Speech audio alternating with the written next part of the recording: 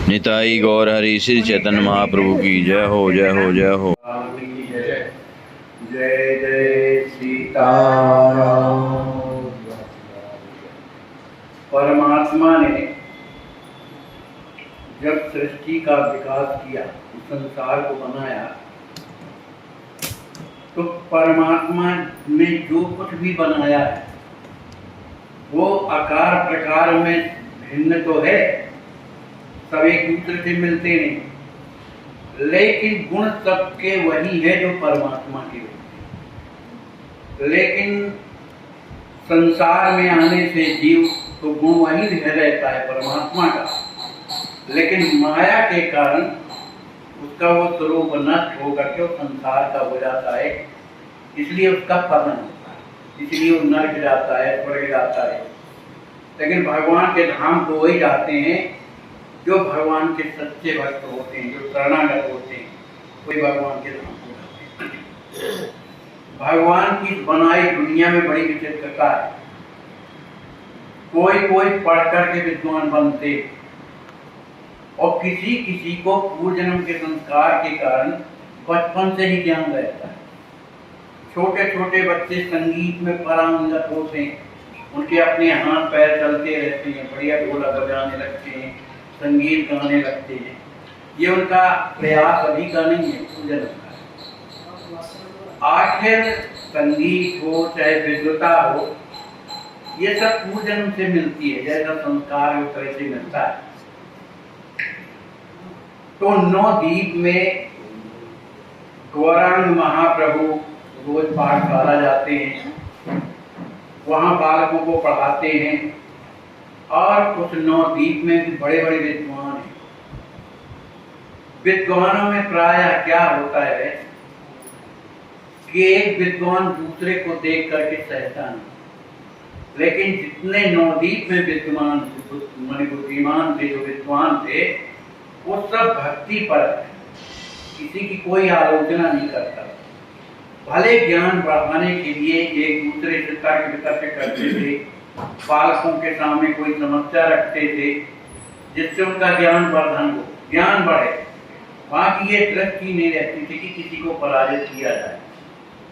उस जमाने में राजा महाराजाओं को बड़ा शौक रहता था, वो अपने राज्य में बहुत बड़ा आयोजन करते थे, ब्राह्मणों की सभा बुलाते थे, उसमें शास्त्रार्थ होता था, और जो शास्त्रार्थ में विजय प्राप्त कर लेता था और राजा उन्हें बहुत सा धन के साथ साथ बड़ा सम्मान देते।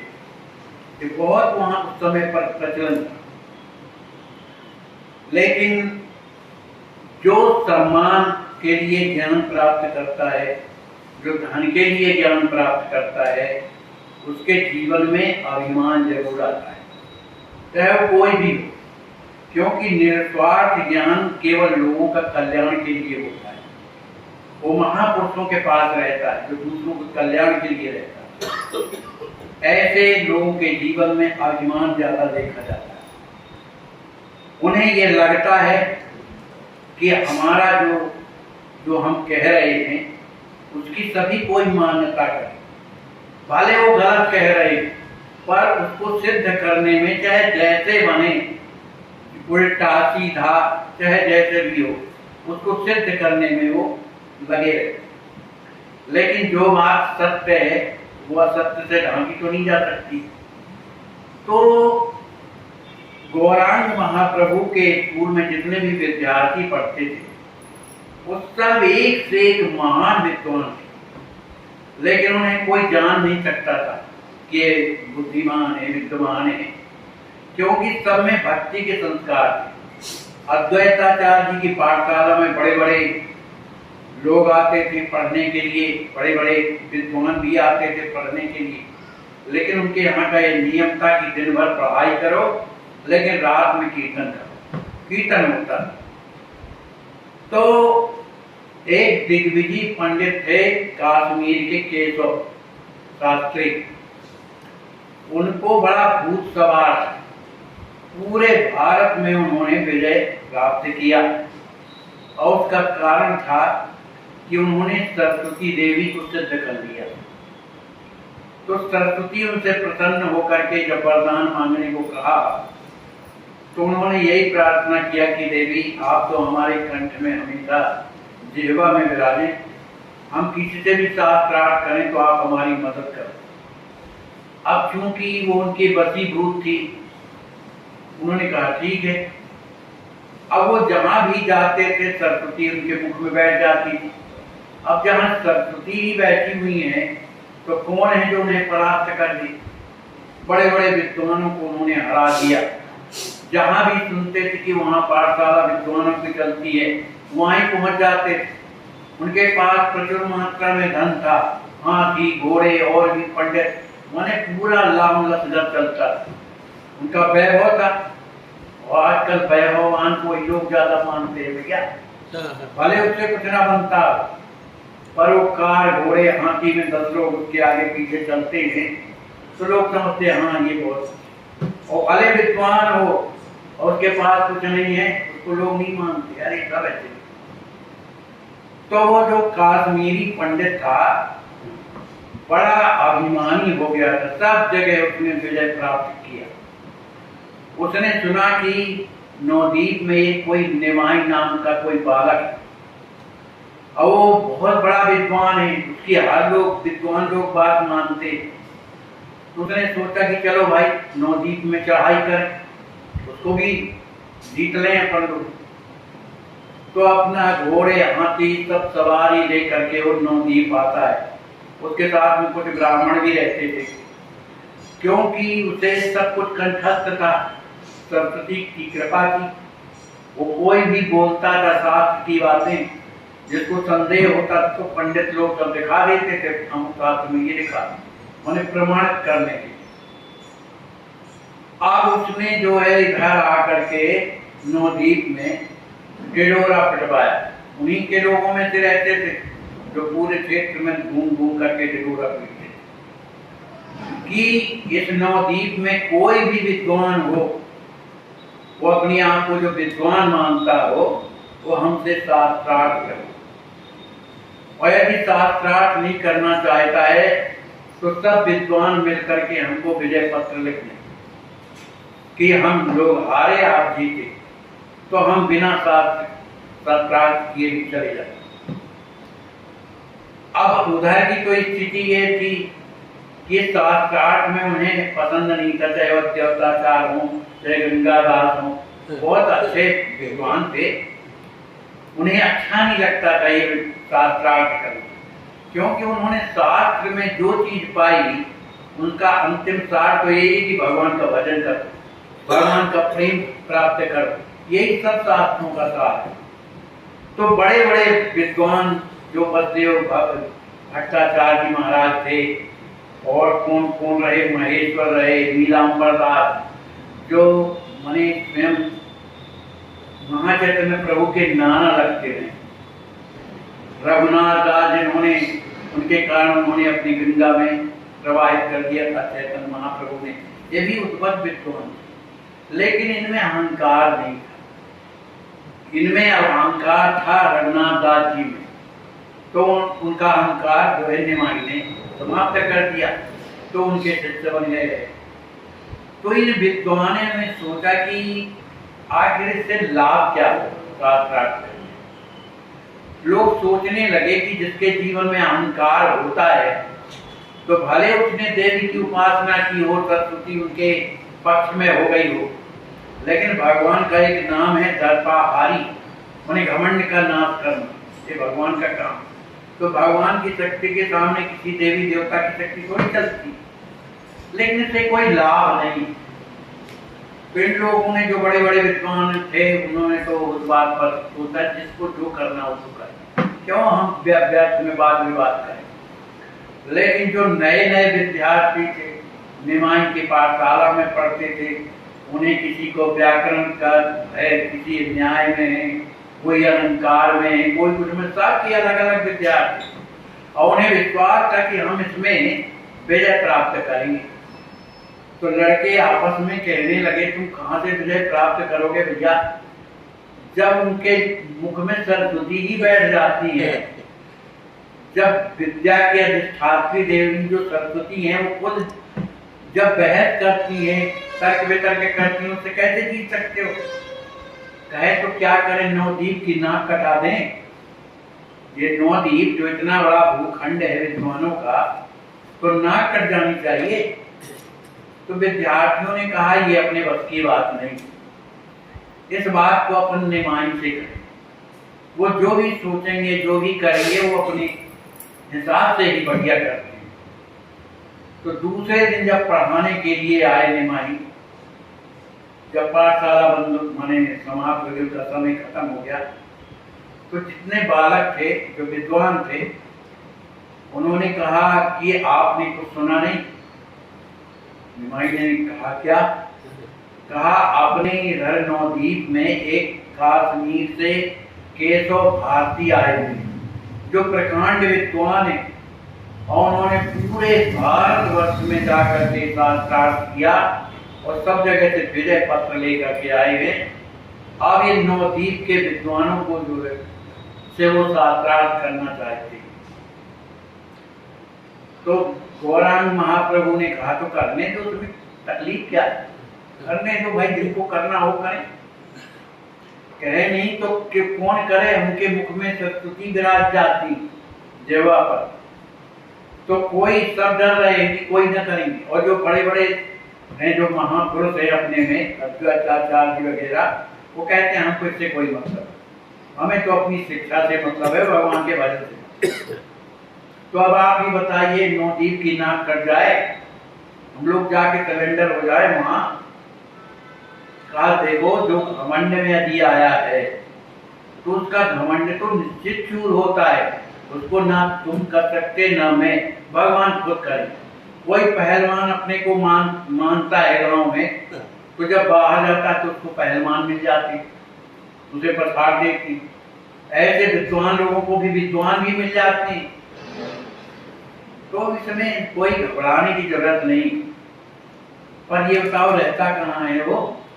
महाचैतन्य प्रभु ने पूछा। कहा ये जानकारी तो नहीं है, किसी एरिया में रहता है, लेकिन ये जरूर है कि गंगा जी में वो आते हैं शाम को, कोई घाट था, उस घाट में आते हैं और संध्या वंदन करते हैं, फिर वहां से वो चले जाते हैं। तो निमाई ने कहा तो कल अपन लोग उसी घाट में चले, जितने सब लोग हैं और पूरे स्कूल के बच्चे चले, वहीं शास्त्रार्थ होगा अपन लोग। निमाई ये सोच रहे थे कि आखिर विद्वान है, सब जगह जाकर विजय पत्र प्राप्त किया है, तो सभा के बीच में अगर इनका पराभव हो जाए तो अच्छा नहीं। सबसे अच्छी बात तो ये होगी कि हम और आप मिल करके उनसे वातावरण करें। अगर उनके समझ में आ जाएगा तो ठीक है, नहीं आएगा कोई बात नहीं।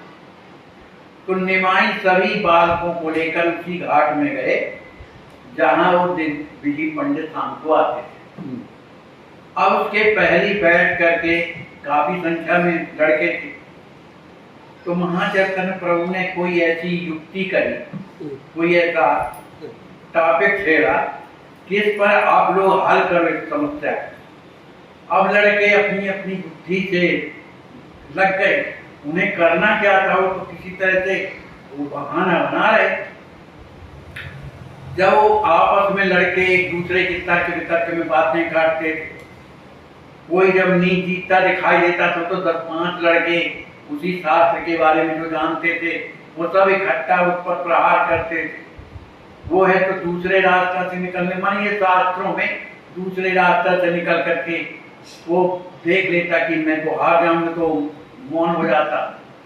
जब मौन हो जाता तो महाचैतन्य प्रभु उसमें और बढ़ाते थे। अच्छा ठीक है, ये बात नहीं बता सकते हो तो ये बताओ क्या है। मन इस तरह का वो सत्संग चलता रहा, वाद विवाद, एक दूसरे की बात को काटना।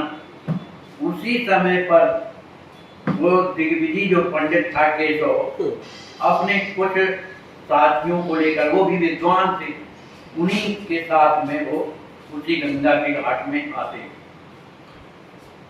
केशव भारती गंगा जी के में जाते हैं, सिद्धि में बैठ करके गंगा जी को प्रणाम करते हैं, फिर आचमन करते हैं। आचमन करने के बाद संध्या वगैरह करते हैं और प्रणाम करके गंगा जी को पुनः घाट के ऊपर आ जाते हैं। उन्होंने देखा कि लड़के लोग तो बहुत अच्छी बातें कर रहे हैं, वही सब विद्वान मालूम होते हैं, चलो मैं भी सुनूं। माने विद्वानों को ये लगता है कि उधर हम पहुंचे तो हम अपनी वहां पर कुछ ना कुछ प्रभाव जमा में। अब लेकिन वहां लड़के लड़के थे, अब निभाई जी कौन बड़े सियाने थे, 17-18 साल के थे, ज्यादा के नहीं। आखिर ये वहां से जाकर के कुछ दूर उन लड़कों की चर्चा सुनने लगे। तो एक विद्यार्थी ने कहा, निमाई ये जो आ रहे हैं यही हैं दिग्विजय पंडित, केशव नाम इनका, एक आदमी थे। अच्छा, कुछ नहीं देखा सुना। इतने में एक लड़का कहता है कि आइए महाशय आप ही पधारिए। अब जब ये कहा तो जिनको ज्यादा प्रतिष्ठा मिलने लगती है तो वो साधारण लोगों के सामने उस तरह से पेश नहीं होते। उन्हें तो बढ़िया सुंदर आसन चाहिए, सब कोई उठ करके खड़े हों, जय श्री राम करें तो उनका आदर बढ़े। अब वो अभिमानी तो थे ही, लेकिन सब लड़कों ने कहा आइए विराजिए। उधर बैठने को कहा है, जमीन है, बालू है। तो निमाई ने अपना जो है कपड़ा फैला दिया, जो अलफी लिए थे उसको फैला दिया, किस में आप विराज। तो आकर के उसी में बैठ गए। निमाई ने उन्हें प्रणाम किया, सब बालकों ने प्रणाम किया। तब उन्होंने पूछा निमाई से कि आप किस स्कूल में अध्ययन थे, माने पाठशाला में अध्ययन करते हैं। तो बालकों ने कहा ये अध्ययन नहीं करते, अध्यापक, हमारे यहाँ के जाने माने प्रतिष्ठित विद्वान है, हर शास्त्र का इनका ज्ञान है और इनका नाम निमाई। अच्छा निमाई आप हो?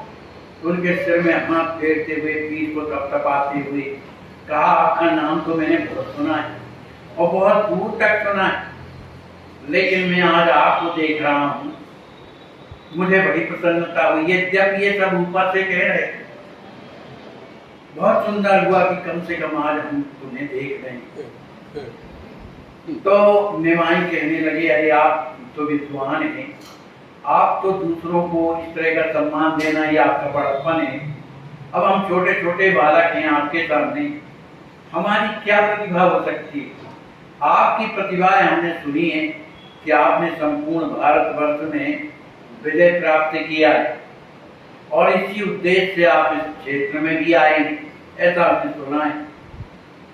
तो महाशय आपकी बराबरी कौन कर सकता है? जब सब जगह आप जीते हुए हैं तो इधर कौन आपको हरा सकता है?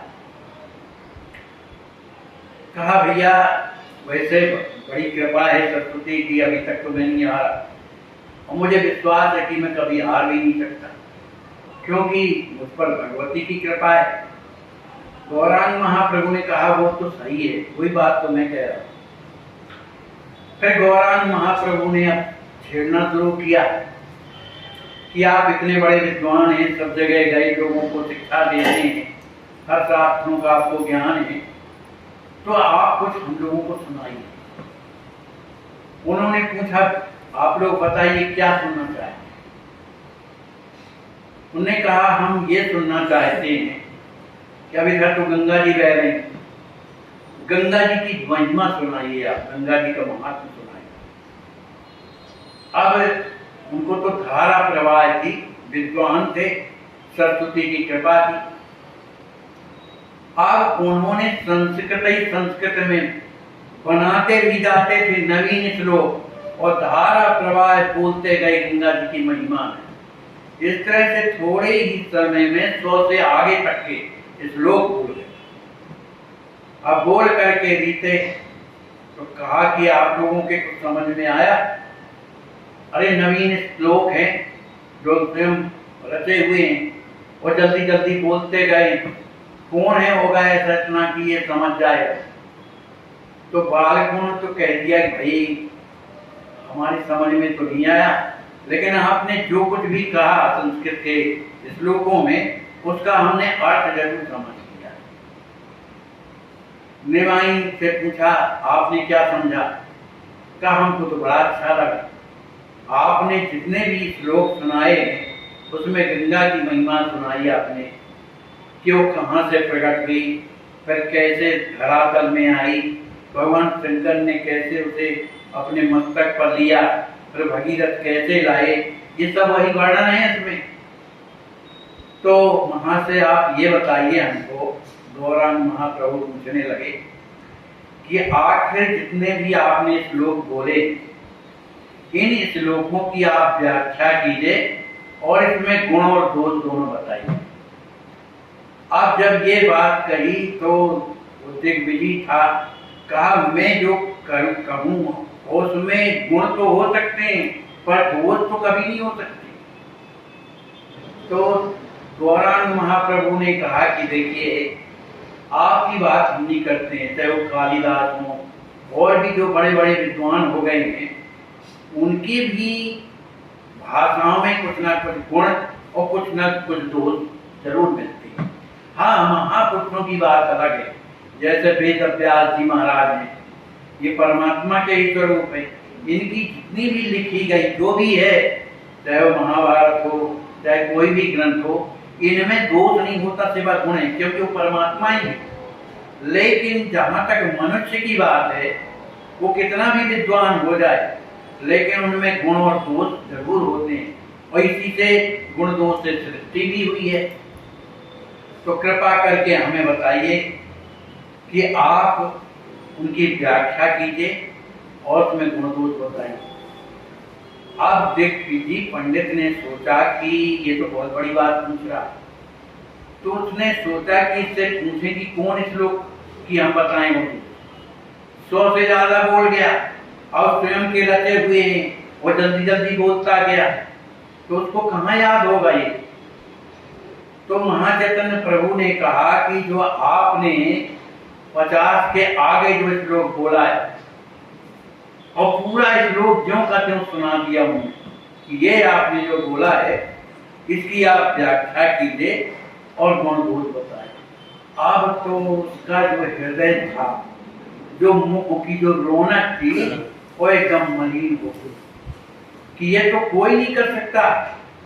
मैं इतनी जल्दी जल्दी इसका वर्णन किया, मैंने 100 से ज्यादा श्लोक बोले, लेकिन इसने 20 का श्लोक पकड़ लिया जो विशेषकर गंगा की महिमा का है, और उसमें भी कहता है कि दोष और गुण बताओ।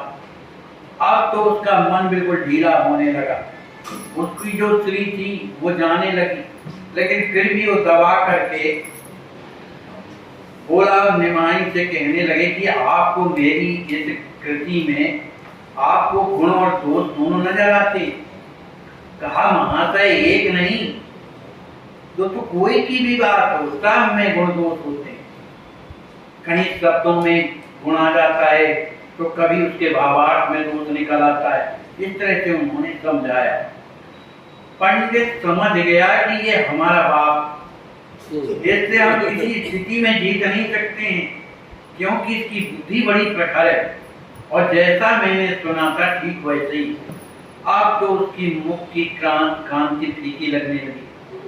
उसने अपने आप को संभालते हुए कहा, तो अच्छा ये बताओ इस श्लोक में जो आपने बताया इसमें दोष क्या है और गुण क्या है। तो उन्होंने कहा कि अब आप जैसे के सामने में छोटा बालक मैं क्या बता सकता हूँ, यद्यपि आप सब जानते हैं, आप ही बताइए तो ज्यादा अच्छा होगा। कहा नहीं आप बताओ। तो उन्होंने कहा ठीक है, आप मुझे कहते हैं तो मेरी बात को अन्यथा मत लीजिएगा। आपके इस श्लोक में वैसे कई दोष हैं और कई गुण भी, लेकिन मुख्य रूप से 5 दोष और 5 गुण हैं। अब वो तो सुन करके चकरा गया। कहा तो पहले दोष बताओ। कहा नहीं पहले गुण सुन लीजिए। अब क्योंकि संस्कृत के विद्वान तो हम हैं नहीं कि उसको हम विधि से समझा सकें, लेकिन उन्होंने एक ऐसी संस्कृत उन्हीं के वाक्यों को निकाल करके उन्होंने बताया कि देखो इसमें ये गुण है, उन्हीं शब्दावली में निकाल करके कहा ये गुण है। तो इस तरह से उन्होंने 5 गुण तो बताए और फिर उसके बाद शांत हो गए। तो दिग्विजय ने पूछा कि आप जो है अवगुण तो बताए, पर एक गुण तो बताए, अवगुण बताओ। कहा है अवगुण, अरे जहाँ दोष है वहां अवगुण तो होते ही। का फिर भी तो उन्हीं शब्दों में से जिनमें उन्होंने गुण निकाले, उन्हीं का शब्दों में से कहीं अलंकार कहूं, कहीं कुछ समास समास से उसकी संधि विच्छेद करते हुए और दोष अपने आप निकलते गए। वो देख करके हैरान हो गया, कितना सा बालक 17-18 साल का, इसके सामने तो मेरी बुद्धि फैल हो गई। अब निमाई ने सोचा ये तो बड़े दुखी हो गए हैं, तो उन्हें प्रणाम किया कि हमारी बात को अन्यथा मत लीजिए, हम बालक हैं। इसी तरह सब लड़के लोग एक दूसरे की बात को काटते रहते हैं, हम लोग बुरा नहीं मानते, और आप भी हमारी बात पर ध्यान न दे करके क्षमा करिए, आप हमसे बड़े हैं, विद्वान हैं, अब आपकी बराबरी कौन कर सकता है। ऐसा कह करके और अब आप पधारें, जो भी आपका नित्य नियम हो करिए, कल फिर आपका हम दर्शन करेंगे। ऐसा कह करके निमाई अपने समाज को लेकर के चला गया। अब तो उसकी जितनी शक्ति थी, जितनी विद्वता थी, सब समाप्त हो गई। अब उसे तो चलते नहीं बन रहा है। धीरे धीरे धीरे धीरे पंडितों के बीच में चलता हुआ जा रहा था। पंडितों ने कहा कि बताइए, छोटे से बच्चे का आप उत्तर नहीं दे सके, और उसने देखो आपके श्लोकों की गलती निकाल दी। बड़े बड़े विद्वान सब जगह आप गए, कोई आपकी विद्वता को कोई पकड़ नहीं पाया। अब उसको तो इतना बुरा लग रहा था, इतना बुरा लग रहा था। कहा भाई अब आप लोग बात मत करो। अपने आश्रम में आते जहाँ ठहरे हुए थे, लोगों ने रात के ब्यारी के लिए पूछा का आप भूख रहे, तबीयत ठीक नहीं, बेचारे रात भर भूखे पड़े रहे। अब उनको गुस्सा आया अपनी सरस्वती देवी पर। उन्होंने आवाहन किया, लेकिन आज आ नहीं रही थी, तो उन्होंने अपने हृदय में फटकारा कि आपने सब जगह अपना सम्मान कराया, मेरा भी सम्मान हुआ आपके कारण, लेकिन इधर मेरा कितना अपमान हुआ। अभी तो लड़के के द्वारा हुआ है, समाज में हो गया होता तो बड़ी आफत हो। तो सरस्वती देवी ने इन्हें स्वप्न में बताया, उन्हें नींद आ गई। कहा देखो निमाई साधारण नहीं है, वो खुद परमात्मा ही है, स्वयं श्री कृष्ण है, और तुम ही सोचो कोई भगवान से जीत सकता है। मेरी हिम्मत है कि उनसे बहस कर सकूं? अरे उन्हीं की कृपा से तो मुझ में बुद्धि आती है, लक्ष्मी उन्हीं की कृपा से घरों में जाती है, तो सब कुछ उन्हीं की कृपा का बोलबाला पूरे संसार में। उनकी बात को कौन काट सकता है? फिर मेरी स्थिति कहाँ रहेगी अगर मैं उनकी बात का खंडन करूं? ऐसा जब कहा तब फिर करूं क्या? उन्होंने कहा तब मैं करूं क्या? तो सरस्वती ने कहा कि देखो तुमने हजारों लोगों की आत्मा को दुखाया है, क्योंकि शास्त्रार्थ किया है, सबके सामने नीचा दिखाया है, तो मरने के समान की स्थिति उन विद्वानों की हो गई। तो कितना बड़ा अपराध कर किया है आपने। अभी भी समय है, तुम अपना कल्याण करो। क्या करूं? कहा उन्हीं की शरण में जाओ, उन्हीं की शरण में जा करके उन्हें से क्षमा मांगो, वो कृपा कर देंगे तो तुम्हें मुक्ति का रास्ता बता देंगे। इसके अलावा तुम्हारा कोई कल्याण का रास्ता नहीं। ये विद्वता भर बढ़ाने से कुछ नहीं होता। विद्वान बनने का मतलब है कि उस शास्त्र के आखिरी ज्ञान को समझे, परमात्मा की जो प्राप्ति है इसमें पहुंचना चाहिए, तब सही। और इतने में देवी अंतर ध्यान हो गई। सरस्वती जी रात भर सोए नहीं, बेचारे वहां से बड़े मुश्किल से सवेरा हुआ। उन्होंने जो अपने अच्छे वस्त्र पहने थे उनको तो त्याग दिया और पैदल आते हैं नदिया गांव। वहां लोगों से पूछते हैं भैया निमाई का घर कौन है? अब वो जो लोग थे जानते थे तो बड़ा विद्वान है, दिग्विजय है, लेकिन इसकी स्थिति कैसी दिख रही? ये तो कपड़े भी ठीक से नहीं पहने, उसमें भी न जूता वो वगैरह पहने, और कैसा निमाई का घर पूछ रहा है। लोगों ने बता दिया यही सामने वाला। वहां जब जाते हैं सवेरे का निमाई तो स्नान करके अपने भगवान के वचन में लगे। ये जा करके दिग्विजय पंडित और निमाई के चरणों में गिर पड़ा। जब गिरा तो निमाई ने देखा, अरे अरे पंडित जी आप, उठ के खड़े हो गए, उन्हें प्रणाम करने लगे, बढ़िया आसन दिया बैठने के लिए। लेकिन अब कहाँ का आसन, कहाँ का क्या, वो तो चरणों में लिपट के फूट फूट के रोने लगे। मुझ पर कृपा करो, मुझ पर दया करो, मुझे मेरा कल्याण कर। अरे पंडित जी आप ये क्या कह रहे हैं, मुझे बालक के सामने मेरी ऐसी स्थिति थोड़ी कि मैं आपका कल्याण कर सकता हूँ, पर आप ऐसा क्यों कहते हैं? कहे नहीं, आप मुझ पर पहले कृपा करो। जब उनकी उस स्थिति को देखा कि ये तो पूर्ण रूप से इनका अभिमान समाप्त हो गया, तो गौरांग महाप्रभु ने उनके सिर पर अपना करकमल पधराया, सहलाते रहे और फिर कहा, पंडित जी बैठिए। कहें देखो आपको बड़ा भारी अभिमान था विद्वता का, अब होना इसलिए चाहिए कि आपने संपूर्ण भारत में जाकर के और विद्वता हासिल की है। विजय पत्र मेरे राजा महाराजा आपको कितना से कितना धन दिया, तो आप ही सोचो आपके हृदय में शांति है? आपके हृदय में ज्यों के त्यों जलन भरी हुई थी।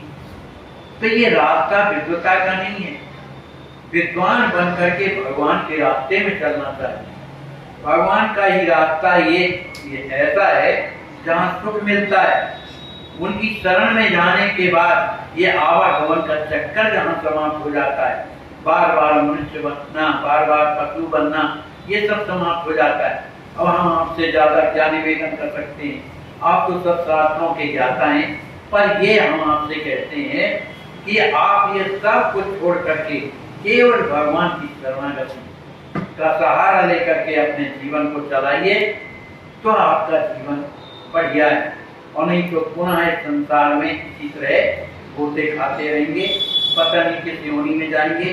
कितने लोगों की आपने आत्मा दुखाई, तो इस सब का प्रायश्चित क्या है? भगवान की शरणागति। उनसे कान पकड़ करके क्षमा मांगो कि हम आज के बाद ऐसा नहीं करेंगे, तो आपका कल्याण हो। निमाई के चरणों में प्रणाम करके वो दिग्विजय पंडित, उनके हृदय में अब प्रसन्नता। जब अभिमान समाप्त हो जाता है, मन शांत हो जाता है, तो हर बात समझ में आने लगती है। उनको समझ में आ गया कि विद्वान पना तो अभिमान को देता है, लेकिन विद्वान का सही स्वरूप ये है कि सब शास्त्रों का अध्ययन करने के बाद भगवान की ओर चलने लगे, तब तो उसका शास्त्र पढ़ना सही। अब वो इधर अपने डेरे में आते हैं। जो उनके पास हाथी थे, घोड़े थे, सब लोगों को दान में दे दिया। जी गांव का जो भी धन था उन पंडितों को दे दिया कि भैया अब आप लोग जाओ, अब हमारा क्या होगा, हम तो भगवान की शरण में हैं, जो भी होना होगा होता रहे। पंडितों ने काफी समझाया कि नहीं आप अपने गांव चलिए। कहा इस समय आप लोगों का प्रवचन मेरे काम नहीं कर रहा, अब आप लोग ले जाइए और जहां आप लोगों को जाना हो चले जाइए। फिर के बाद निमाई पंडित नौदीप से कहाँ चलेगा इसका कोई पता नहीं है। फिर इसके आगे की कथा क्या है ये आप लोग कल श्रवण करें। बोलिए श्री सीताराम जी महाराज की जय।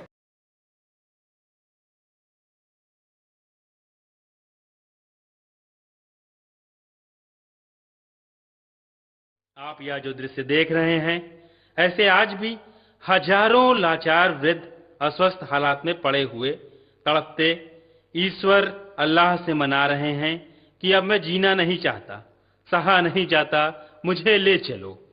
आइए, अगर आपके दिल में ऐसों के प्रति दर्द है तो ट्रस्ट के साथ मिलकर अपने अवकाश प्राप्त समय का दान देकर अपनी बौद्धिक योग्यता का, अपने धन का सच्चा सदुपयोग करके इनका दर्द मिटाएं और उस परम पिता परमेश्वर अल्लाह गॉड का प्यार प्राप्त करें। जिंदगी व संपत्ति तो एक दिन हमें छोड़ना ही है, तो क्यों ना हम अपने हाथ से ही उसका इन दुखियों की सेवा में सदुपयोग कर महान पुण्य के भागीदार बने। वैष्णव जन